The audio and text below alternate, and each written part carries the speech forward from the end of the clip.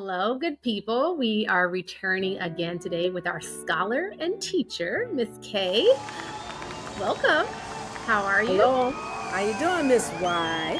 I'm good. How's your week? It was Weekends? good week, good week. All right. So I want to thank you all for tuning in again to another episode of Sit Down with the Author.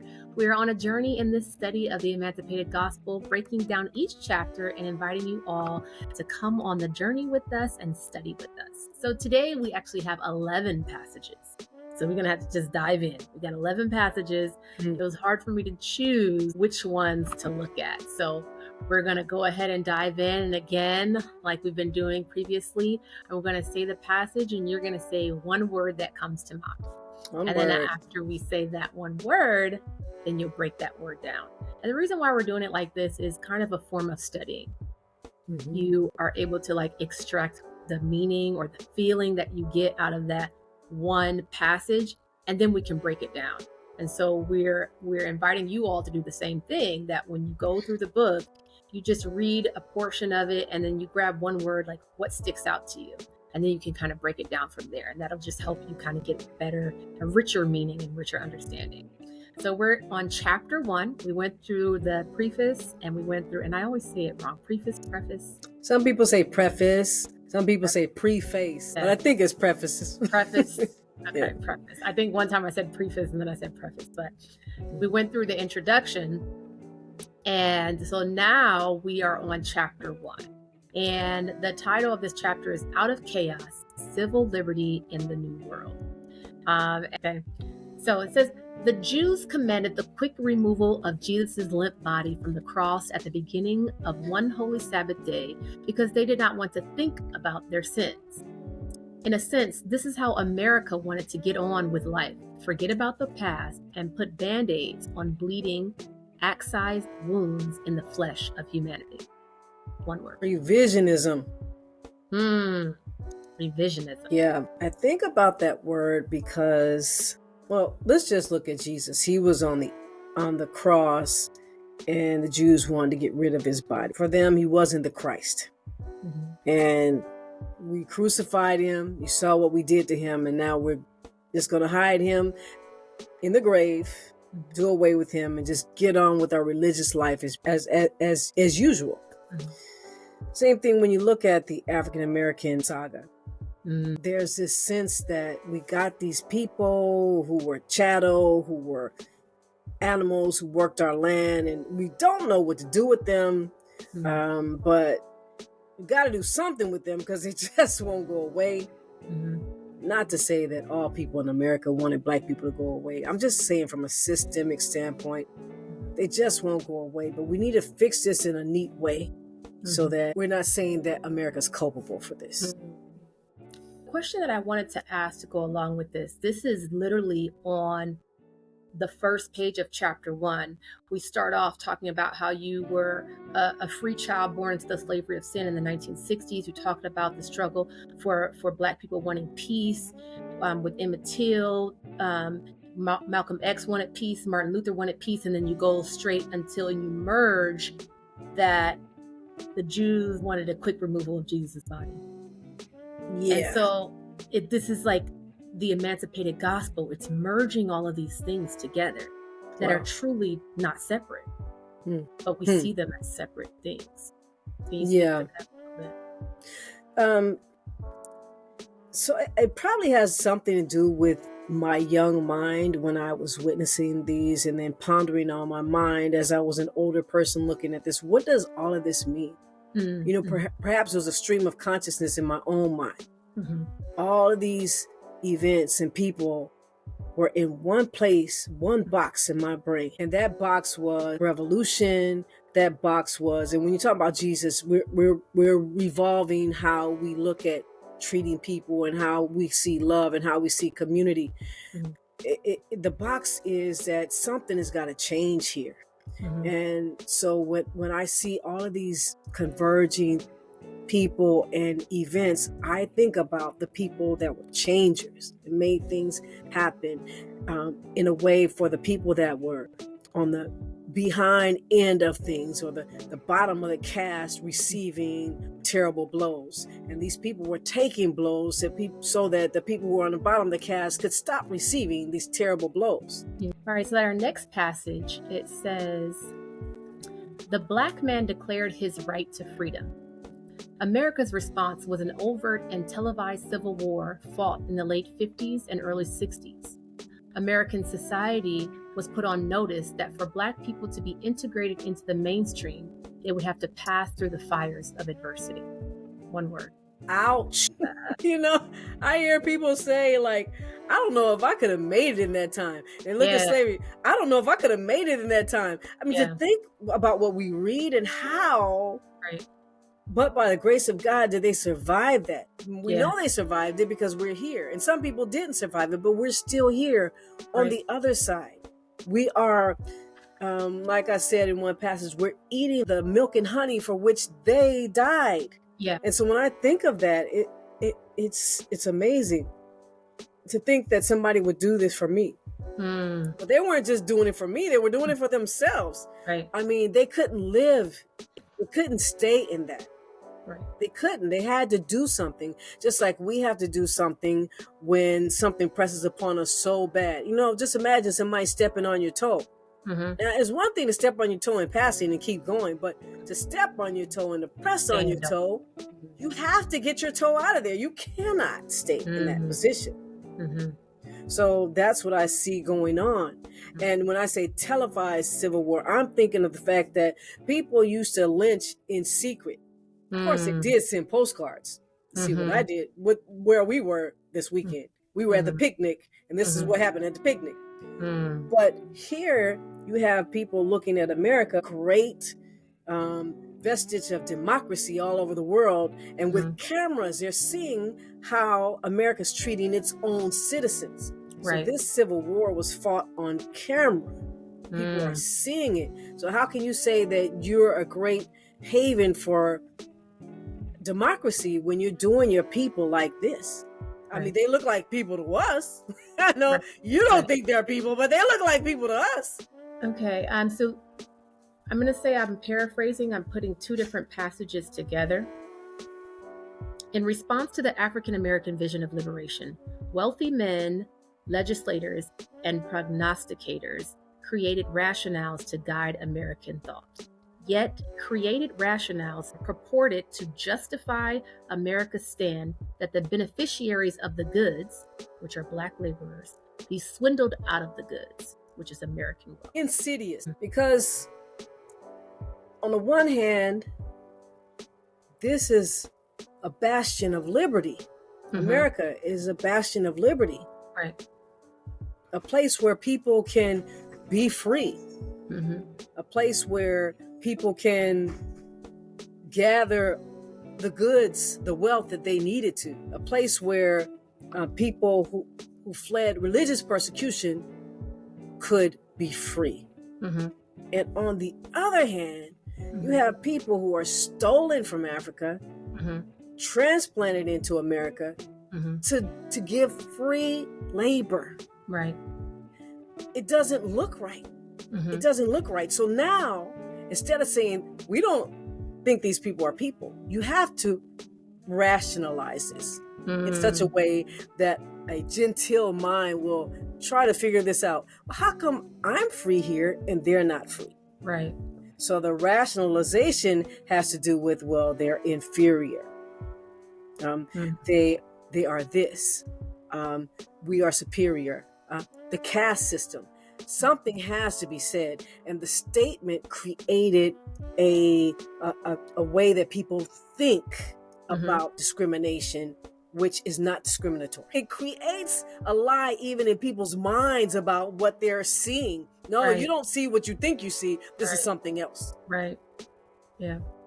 Created rationales purport to give a reason for stealing the goods of the laborers that brought wealth to the United States. The wealth came in in slave labor, and the wealth came in cotton. I had one of my kids, we were sitting in the car yesterday, and she saw something, and she's like, "Is that cotton?" On the side of the road. I had to explain to her, I said, what you're wearing is cotton. I said, cotton in and of itself is not a bad thing. I had to explain to her, but she's like so freaked out if she sees cotton anywhere. What's so funny is that I did that when I was a kid, seeing cotton. Yeah. Cotton really triggered me.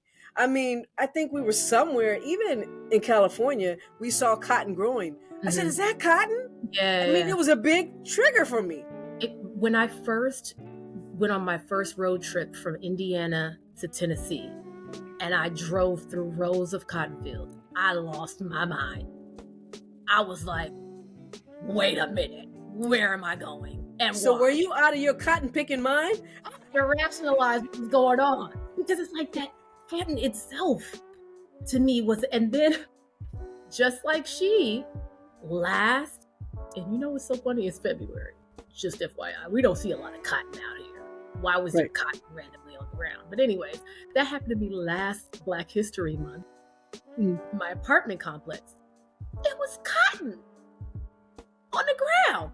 And I just the mind started going, let's just say that. It's a trigger. And yes. That is post-traumatic slave disorder. We don't talk about those things. Cotton doesn't people.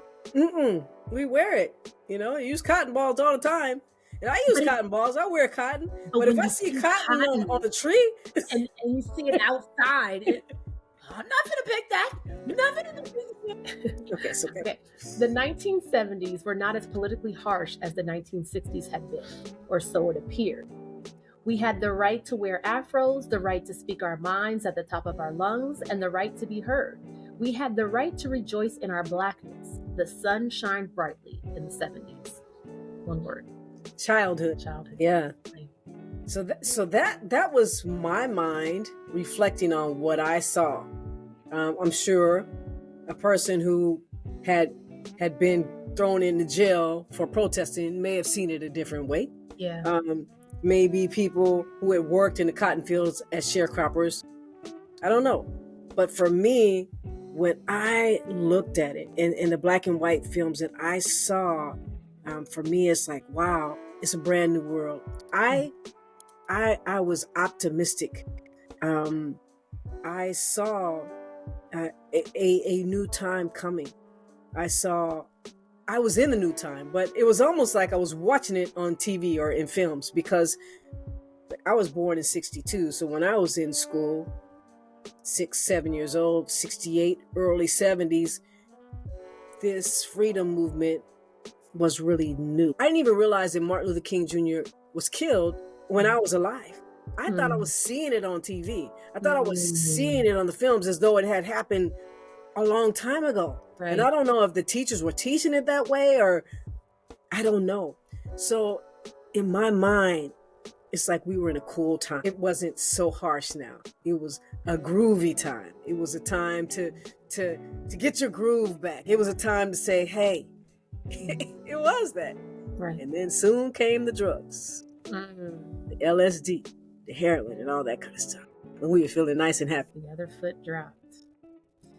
Okay, this is talking also about that time. There was a time when I was riding down the road with my auntie. She was talking about the youth choir at our church being old enough to sing Young, Gifted, and Black, a song first recorded by Nina Simone and later recorded by Aretha Franklin. Every time she restated the refrain, she said it with a scowl on her face. I'm young, I'm gifted, I'm Black. She complained that it was not necessary to talk about being Black and that we should just be happy that we were people, or that we were saved by Jesus, or something like that. I do not remember all of what she said, but she made it clear to me that she wished the choir had sung about something else. One word. Charity. And I say charity because whenever I think of that auntie, man, Aunt Charity was love. I mean, that was like an odd thing for her, because she went for everything. Anything that she can go for to make us feel good about ourselves, she did. That was sort of out of her character. Now, my grandmother would do it anytime. I thought you. That didn't sound like something Aunt Charity would say.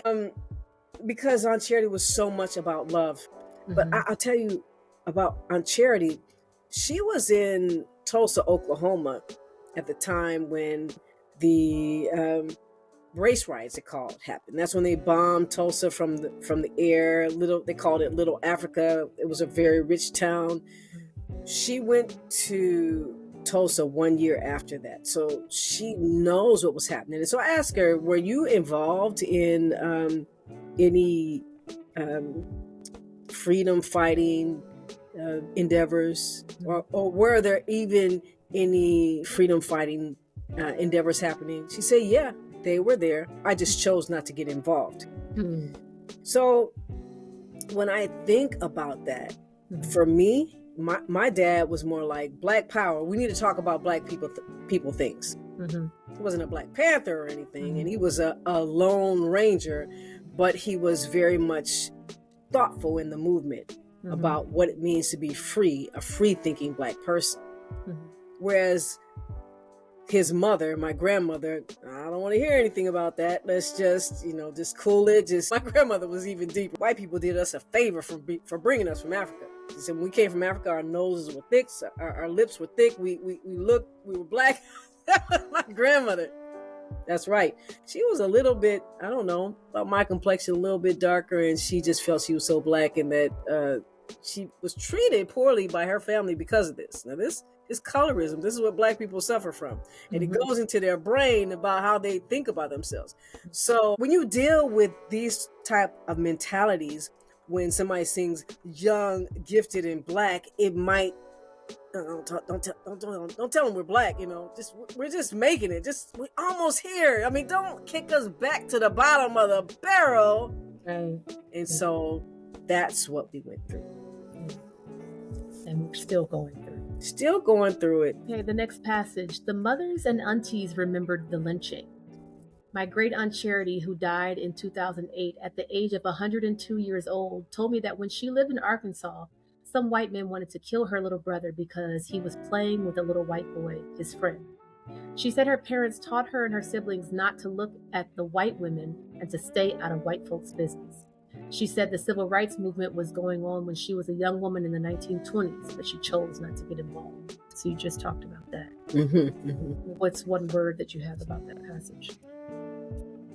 Well, you coming from the 70s for you was like, yes, bold, we're good, it's groovy.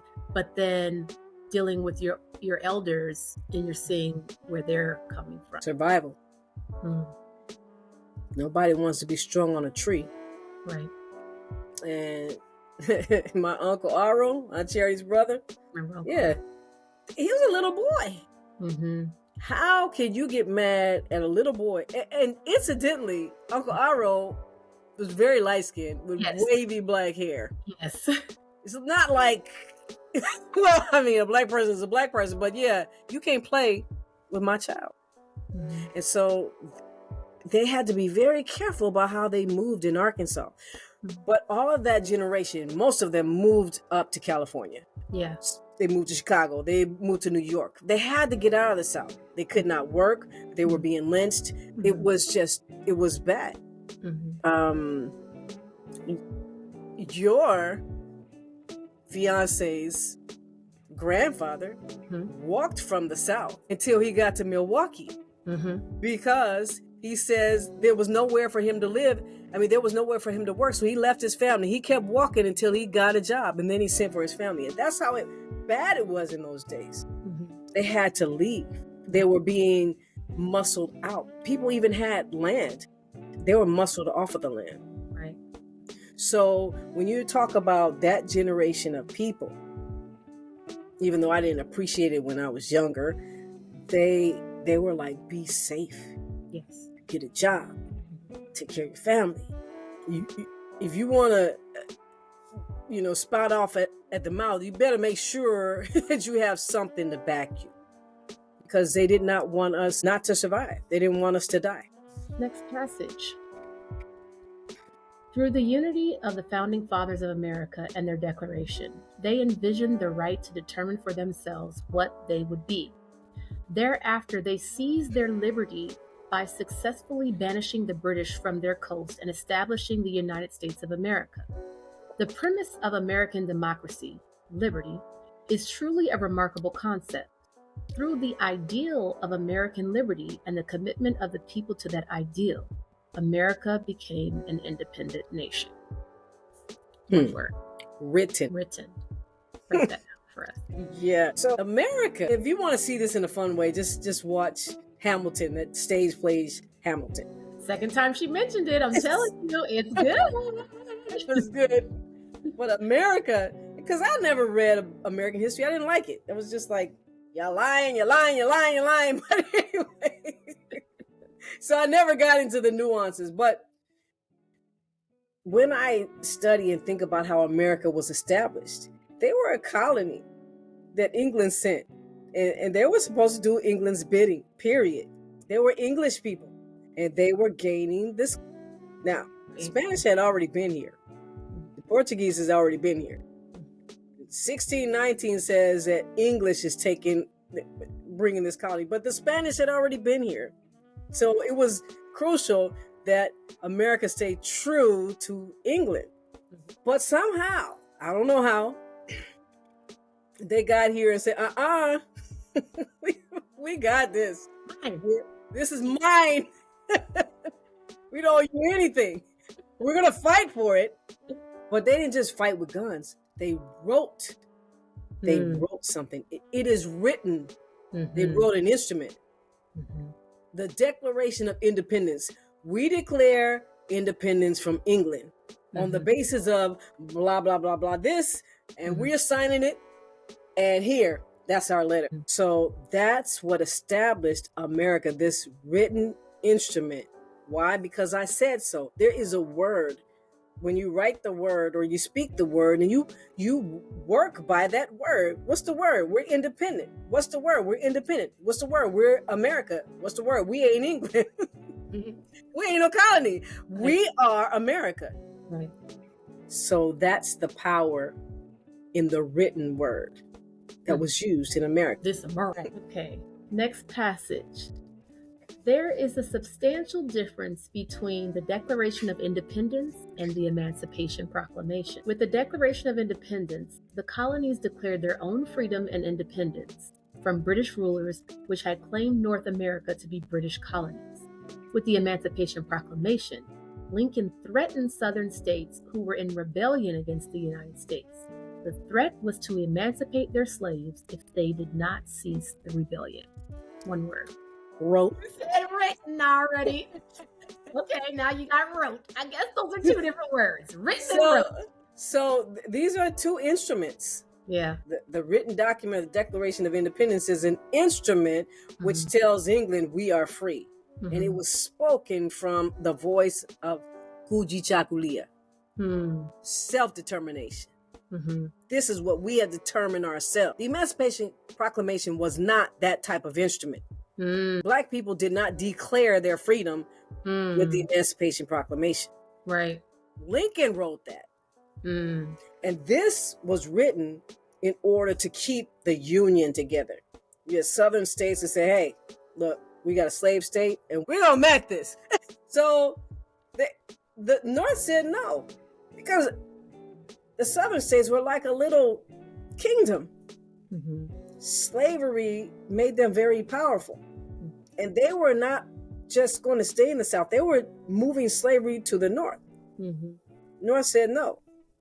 And the South said, well, we'll be our own country. They had already done it with England, right? They've already seen how it's done. Texas is called the Lone Star State. They said, we don't need anybody. We're going to be our own country. Lincoln said, no, you ain't. You're not.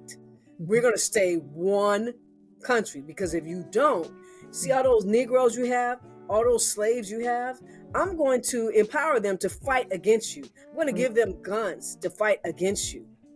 That's the Emancipation Proclamation. The Emancipation Proclamation did not free all the slaves. It freed some slaves to fight to keep the Union together. Right. But as we can see later, that Emancipation Proclamation was not proclaimed by Black people. It was a civil rights movement when Black people claimed, we claimed it with the 13th Amendment, but we didn't write that. Right. It was all taken away. 13th, 14th, 15th Amendment, all taken away. in Jim Crow segregation. Right. The written word. We're talking about, in America, we're talking about these laws. Black people go one way, well, we'll write a law against that. Black people go another way, we'll write a law against that. So I say wrote and written. Written all over the place. Why? Because it is written. So the Emancipation Proclamation was not a writing that Black people wrote. And it wasn't until with the death of Emmett Till, that is what is said to have started the civil rights movement. That's all I can say, and I can't stand anymore. This is going down. We cannot. Right. Okay. And so now the action was, if you got to kill us, whatever, we are not going to be put down like this. And frankly, the war is still going on, because that only started 68 years ago. You have slavery for 422 years before that, with a small 10-year period of freedom after the Emancipation Proclamation. Right. And I wanted something, I don't know why this came to me when you were talking. I want to bring this up, and we'll leave the link in the description. This Martin Luther King Day, I decided to go and listen to one of his speeches. And I believe it was his last speech before he died. What I never realized is that much of the civil rights movement, and yes, it was overarching for better rights for Black people, right? But there were things that we didn't even realize. Martin Luther King talks about in there, and we're going to stand on behalf of the sanitation worker. That's one of the reasons why they marched. So when you talk about civil rights, the civil rights movement is the beginning of different types of movements in America for rights for workers of, like, minority workers. They were being mistreated. The sanitation workers were being mistreated. And so as a people, the Black churches came together and were marching on behalf of the sanitation workers, and were told not to purchase different things, not to do this, not to do that, so that they can get better treatment. Yes. I didn't even realize how deep it went. And I doubt that it was just sanitation workers. Right. They went to different cities for different causes. So the civil rights movement went through a lot, and they tried to stamp it out, not just because they didn't want Blacks to have rights, but it was not just like, oh, you can't drink at this fountain, oh, we want to drink at this fountain, oh, you can't ride this bus, oh, we want to ride this bus. It was so much more. I think we don't research it enough. We don't understand it enough. We don't know how much of our rights were really.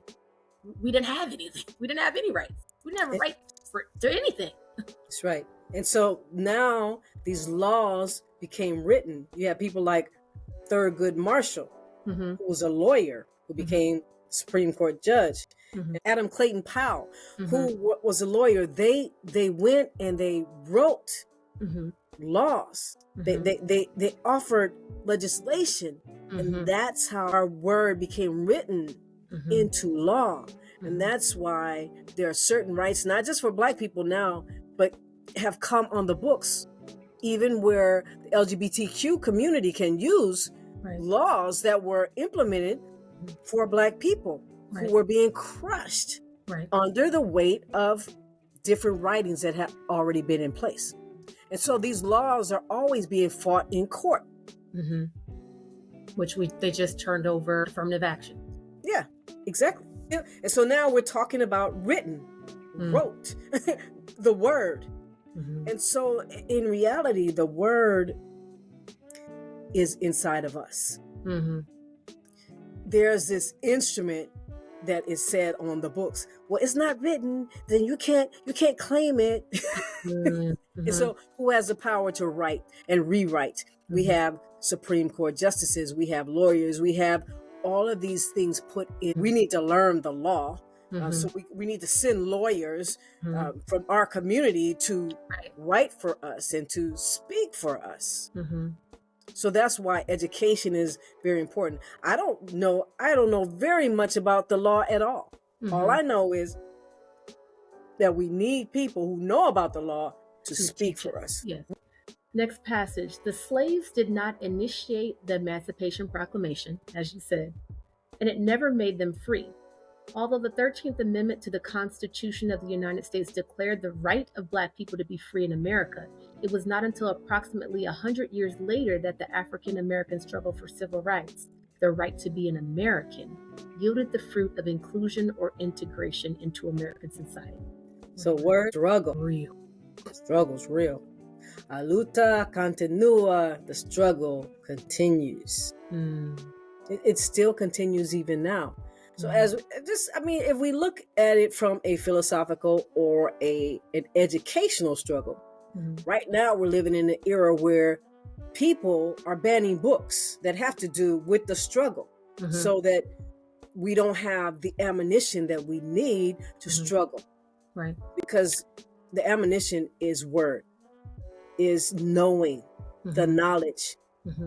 If I come to believe that I misinterpreted being held back in my job for no reason at all, and this is not my case, but if I am to believe I've misinterpreted, one of my family members losing their lives in a senseless killing in a Black neighborhood where it doesn't happen in white neighborhoods. If I'm led to believe that I misinterpret this, then I'm not going to fight against it. I'm not going to talk against it. I'm not going to teach my children to live in such a way where they don't fall prey to it. But if I know that I've interpreted this right, then I'm able to train my children right. I'm able to live right. I'm able to build. So if you take the books off the shelf that teaches me about the struggle, it's like taking my teeth out, taking my fingernails off. It's like putting me in a pack of wolves and with nothing to fight with. Yes. I see how thick this stuff is too. Now that you ask me the questions, I'm like, well, which part of that do I get?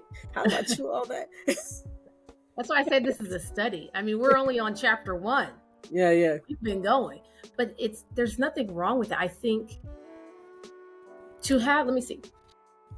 This is, with references included, about 241 page book with references included.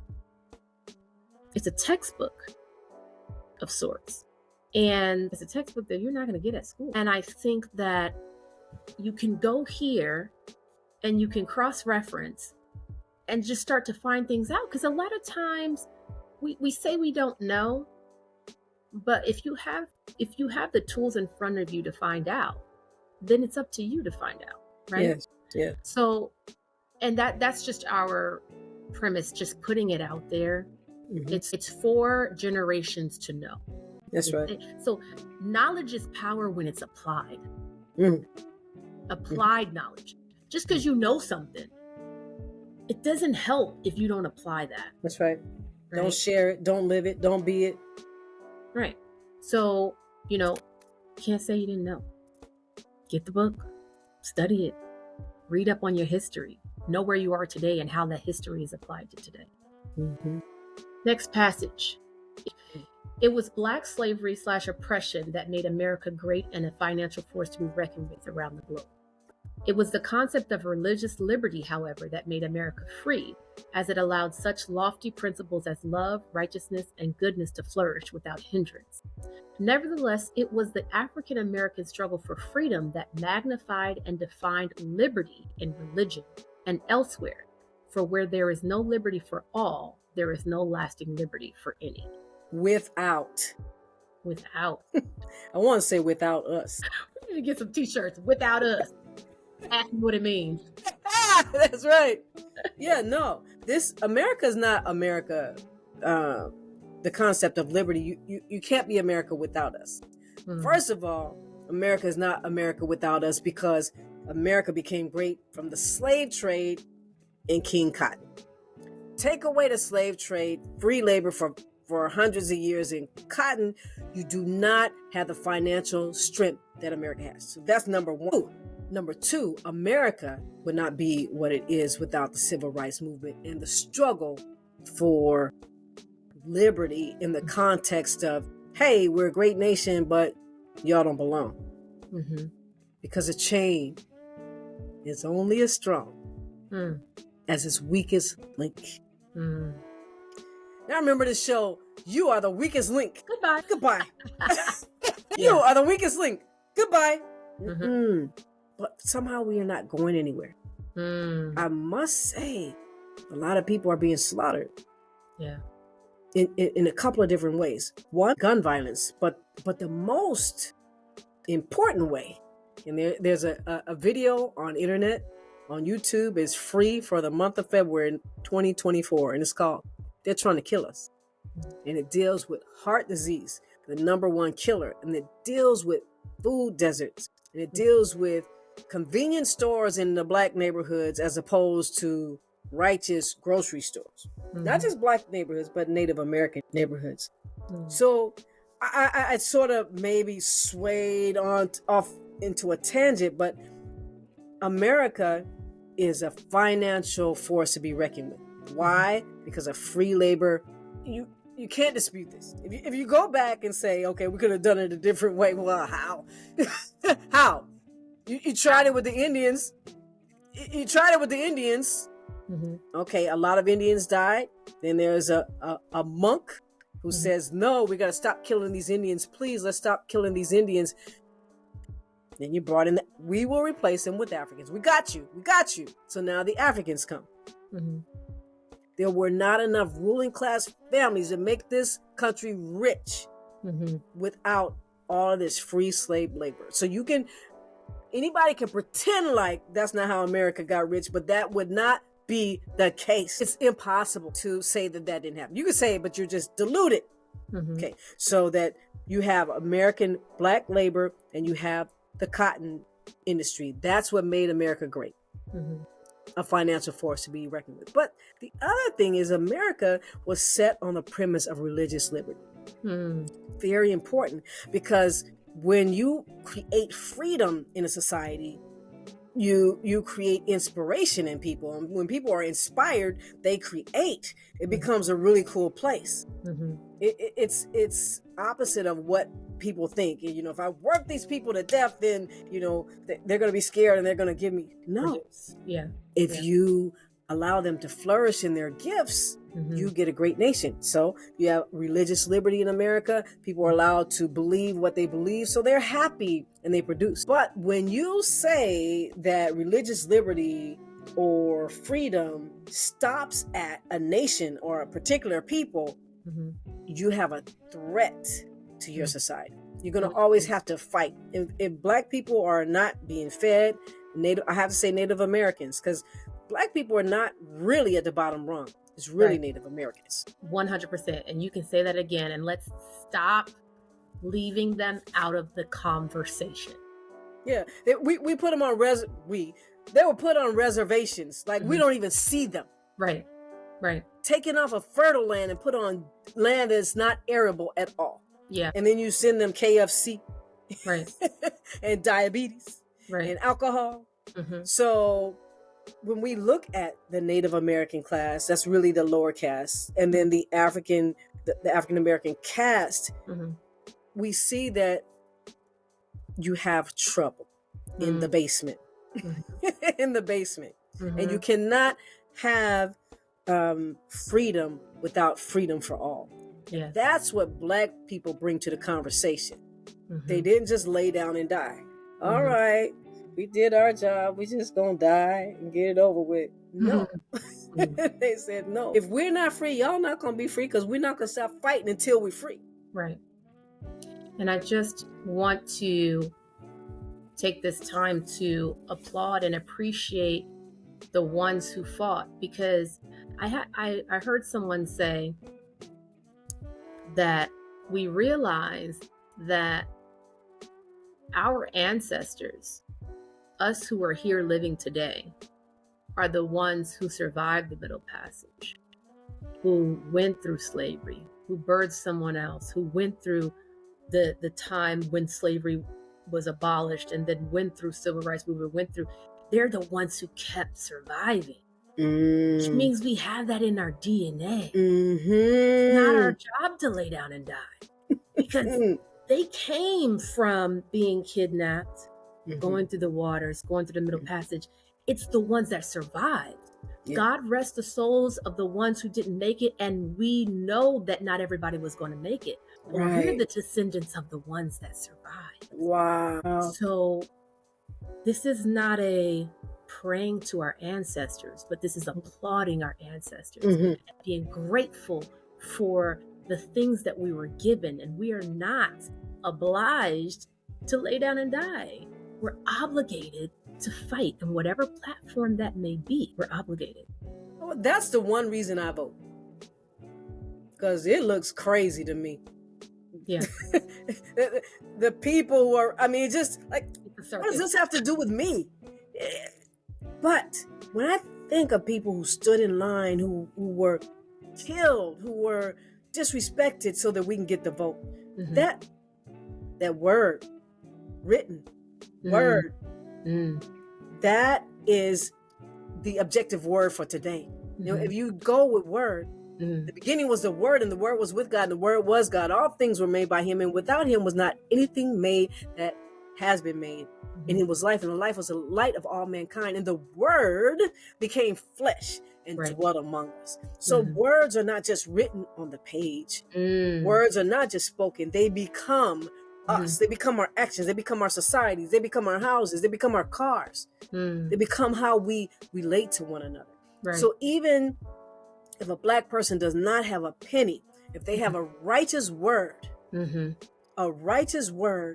are still building this society. And it's not over until it's over. Yeah. It's not over until God says it's over, until Jesus comes in the clouds to receive His people. That's the word we need to keep in our heads, so that no matter how people lord over, oh, I got your cotton, I got your people, I did this, we realize, no, it's not over. We haven't seen who projected, who inseminated us, who allowed us to come here. Right. As we close, I'm glad you brought up voting. I think that there's a lack of education in our communities about the ballots, what's really on the ballot, what we're fighting for. And I'm encouraging everyone who's watching this, if you are deciding to vote, and we encourage you to do so, but that's your business. If you are deciding to vote, get somewhere where you can be educated on the causes. Get somewhere you can be educated on the people that you're voting for. Yeah. There are many places in the community. Yes. Reach out to somebody. Find out exactly the issues that you're voting on, the people that you're voting for, and do it with education and knowledge around it. And I just want to just say something to that. We, like in our neighborhood, there's a lady, my friend, neighbor down the street. She was a councilwoman. She was the director of diversity of IUSB. Like, she's been in politics. I haven't been in politics. I don't really know anything about politics. I mean, I know what I know, but when it's time to vote, I listen. It's okay to vote in a block.